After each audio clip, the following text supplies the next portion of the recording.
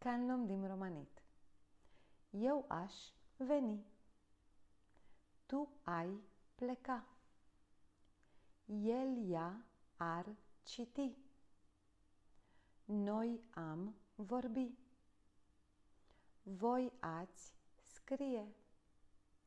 Ei, ele ar ști.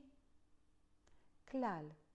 Eu aș, tu ai, el, ea ar, noi am, voi ați, ei, ele ar, plus șemapoal. Dacă ar fi sâmbătă, aș ieși în parc. Voi ce ați face? כתבו לי בתגובות, מחכה לתשובות שלכם. להתראות בינתיים, לרה ודרה, בקורנד, פה פה.